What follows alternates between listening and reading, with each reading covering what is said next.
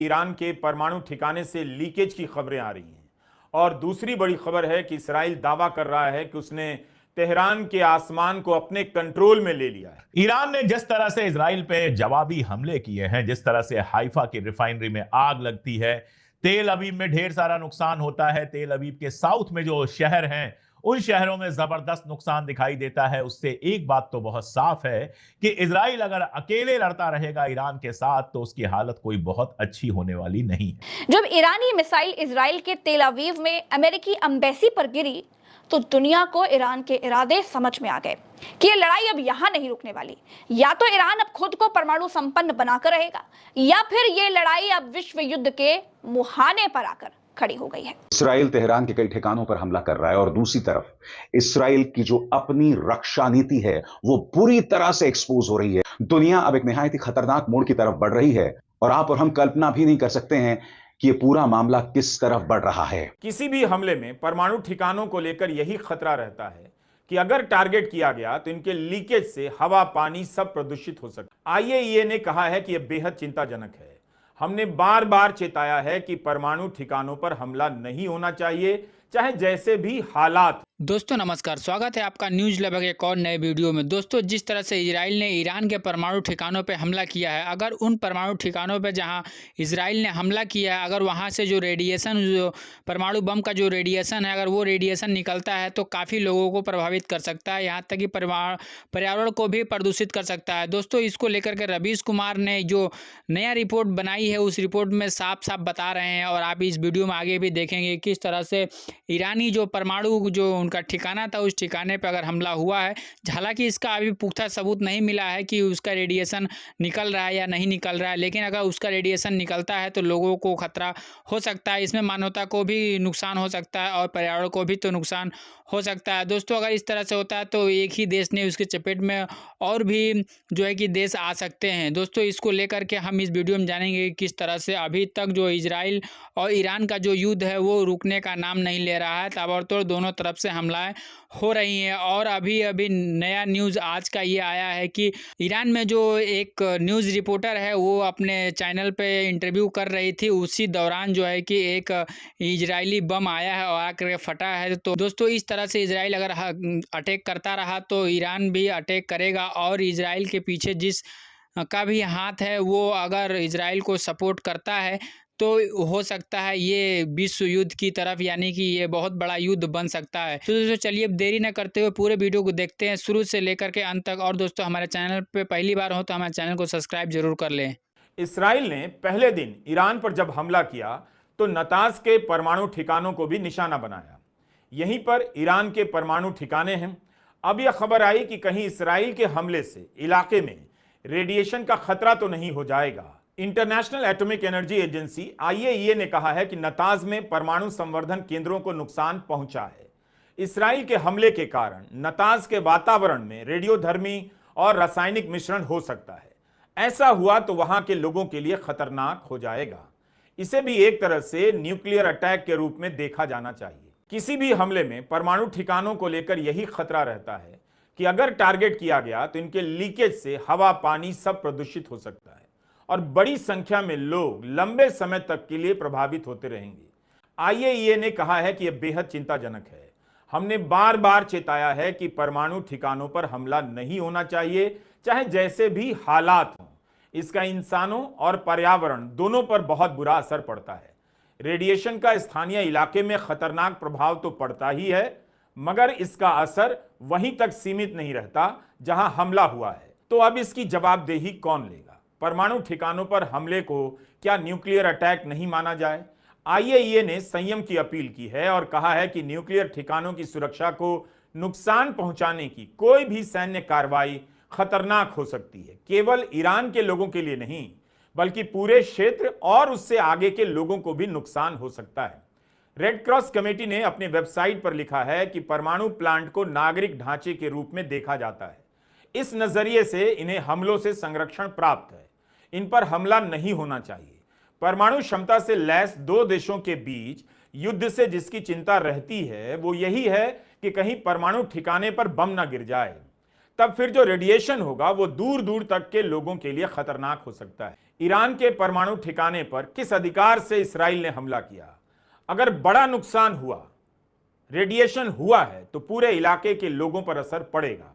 उसकी जिम्मेदारी कौन लेगा? इसराइल ने बीती रात मशहद शहर के एयरपोर्ट पर हमला किया। मशहद ईरान के काफी भीतर का इलाका है। इसराइल की सीमा से 2300 किलोमीटर दूर धार्मिक केंद्र माना जाता है। इतने भीतर तक घुसकर हमला कर इसराइल दिखाना चाहता है कि ईरान के अंदर तक वह हमला कर सकता है। ईरान के हमले का असर भले मीडिया की रिपोर्टिंग में कम दिख रहा हो, लेकिन इसराइल की बेचैनी और चेतावनियों में ज्यादा दिखाई दे रहा है। इसराइल तेहरान के कई ठिकानों पर हमला कर रहा है और दूसरी तरफ इसराइल की जो अपनी रक्षा नीति है वो पूरी तरह से एक्सपोज हो रही है। और आज मैं बाकायदा सबूतों के साथ वो आपके सामने पेश कर रहा हूं। दुनिया अब एक निहायत ही खतरनाक मोड़ की तरफ बढ़ रही है और आप और हम कल्पना भी नहीं कर सकते हैं कि ये पूरा मामला किस तरफ बढ़ रहा है। सबसे पहले दोस्तों, ये वीडियो मैं आपको दिखाना चाहता हूं।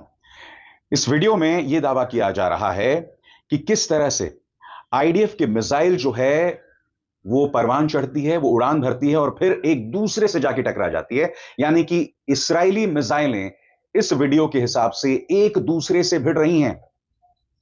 क्या यह बात सही है? क्या यह ईरानी तकनीक की वजह से हो रहा है? दिलचस्प बात यह है कि इस वीडियो को सिरे से खारिज भी नहीं किया गया है। सही सुना आपने। इस वीडियो में आप देख रहे हैं कि किस तरह से इस्राएली मिसाइलें एक दूसरे से भिड़ रही हैं, वो उड़ान भरती हैं और फिर एक दूसरे से भिड़ जाती हैं।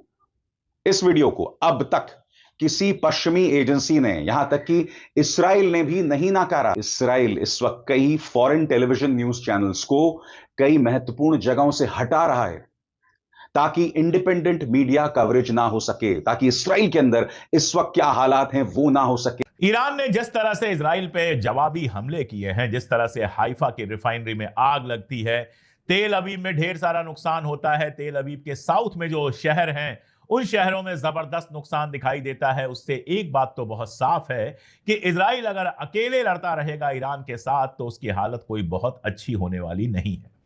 जब 2 दिन बाद इस तरह से भागते दौड़ते लोग दिखाई देते हैं, यहां तक कि जो शेल्टर बनवाए गए थे, जिनको कहा गया था सेफ है, ईरान ने कहा है वो भी सेफ नहीं है, उनको भी नुकसान पहुंचाया है। वैसे अगर ये युद्ध चलता रहा तो 150 दिन बाद इजराइल की क्या हालत होगी ये कोई भी समझ सकता है। दरअसल इजराइल में एक भ्रम हमेशा से बना के रखा गया कि हम तो सुरक्षित हैं, हम कहीं भी बम फेंक देंगे लेकिन हम तक कोई मिसाइल नहीं पहुंचेगी क्योंकि हमारे पास आयरन डोम है।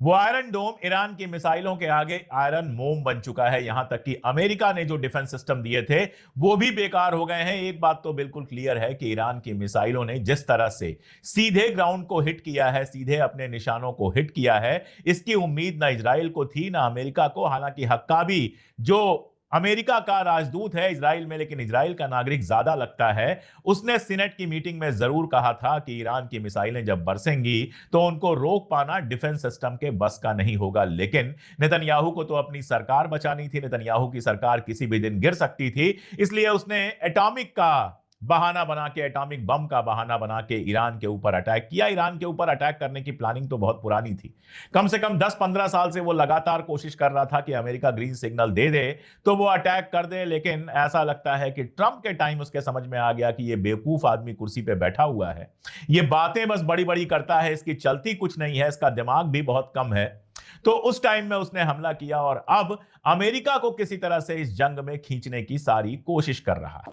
ईरान ने इजराइल पर अब तक का सबसे बड़ा हमला किया है। खबर ये आई है कि ईरानी मिसाइल नेतन्याहू के बेडरूम तक पहुंच गई।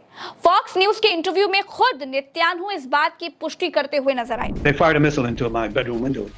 इजरायली पीएम नेतन्याहू को सीक्रेट जगह पर शिफ्ट कर दिया गया है।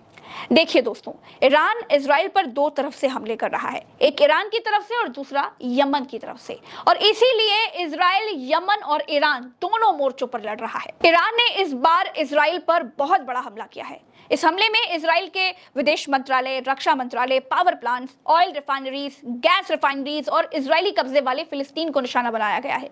जब ईरानी मिसाइल इजराइल के तेल अवीव में अमेरिकी एम्बेसी पर गिरी तो दुनिया को ईरान के इरादे समझ में आ गए कि ये लड़ाई अब यहां नहीं रुकने वाली। या तो ईरान अब खुद को परमाणु संपन्न बनाकर रहेगा या फिर ये लड़ाई अब विश्व युद्ध के मुहाने पर आकर खड़ी हो गई है। दोस्तों, तेल अवीव में बैठे अमेरिकी एम्बेसडर माइक हकाबे ने ट्वीट करके कंफर्म किया कि एम्बेसी पर ईरानी मिसाइल गिरी है और इमारत का एक हिस्सा क्षतिग्रस्त भी हो गया है। इसलिए इजराइल में अमेरिकी एम्बेसी को एक दिन के लिए बंद कर दिया गया है। हालात इजराइल में ऐसे हैं दोस्तों, खौफ इजराइल में ईरान का ऐसा है कि अमेरिकी एम्बेसी के लोगों को भी बंकर में छिप। दोस्तों, जैसा कि आपने पूरे वीडियो में देखा कि किस तरह से इजराइल और ईरान को लेकर के हमारे वरिष्ठ पत्रकार बात कर रहे हैं और ये भी बता रहे हैं कि अगर जो परमाणु ठिकाने पर अगर हमला हुआ है ईरान का, तो हो सकता है कि ईरान में रेडिएशन फैले और जिससे वहाँ के लोगों को और जो पर्यावरण को दूषित हो जाए और इससे काफ़ी ज़्यादा नुकसान ईरान को उठाना पड़ेगा। दोस्तों, इसको लेकर के रवीश कुमार ने जो बातें कही और जो अशोक कुमार पांडे ने बताया कि अगर इन दोनों देशों के बीच में ऐसा युद्ध चलता रहा तो ये एक बड़े युद्ध की तरफ जाने की संकेत है। ठीक उसी तरह प्रज्ञा जी ने भी बताया कि ये बड़े युद्ध की तरफ ये लोग जाने की कोशिश कर रहे हैं, क्योंकि दोनों देश आपस में इस तरह से भिड़ रहे हैं कि जिस तरह से दोनों एक दूसरे के ऊपर ख़त्म कर देना चाहते हैं। जिस तरह से नेतन्याहू के ऊपर अटैक हो रहा है, नेतन्याहू जिस तरह कर रहे हैं कि हमारे घर में, हमारे बेडरूम में जिस तरह से अटैक हुआ है और तमाम तरह की बातें निकल के सामने आ रही है कि इजराइल के जो लोग हैं वो बंकर में छिपने के लिए मजबूर हो गए हैं। दोस्तों, इस तरह की अगर व्यवस्थाएं हैं वहाँ पे तो ये कहीं ना कहीं ये बड़े युद्ध की तरफ ये ले जाने की इशारा कर रहा है। तो दोस्तों, आज के लिए बस इतना ही। वीडियो अच्छी लगी हो तो वीडियो को लाइक शेयर और हमारे चैनल को सब्सक्राइब जरूर करें। हम आपके लिए अपने चैनल के माध्यम से आपको जानकारी, देश विदेश की जानकारियाँ देते रहते हैं और राजनीति से जुड़े हुए खबरें भी अपने चैनल के माध्यम से लाते हैं। तो दोस्तों, अभी तक जो हमारे चैनल को सब्सक्राइब नहीं किए हैं तो हमारे चैनल को सब्सक्राइब कर लें और हमारे चैनल पर अभिसार शर्मा और बड़े बड़े पत्रकारों की जो उनकी बातें होती हैं वो हम अपने चैनल के माध्यम से लेके आते हैं। तो दोस्तों, आज के लिए बस इतना ही। मिलते हैं अगले वीडियो में। नमस्कार, सलाम और सत श्री अकाल। फिर मिलेंगे। खुदा हाफिज। आपका दिन शुभ हो।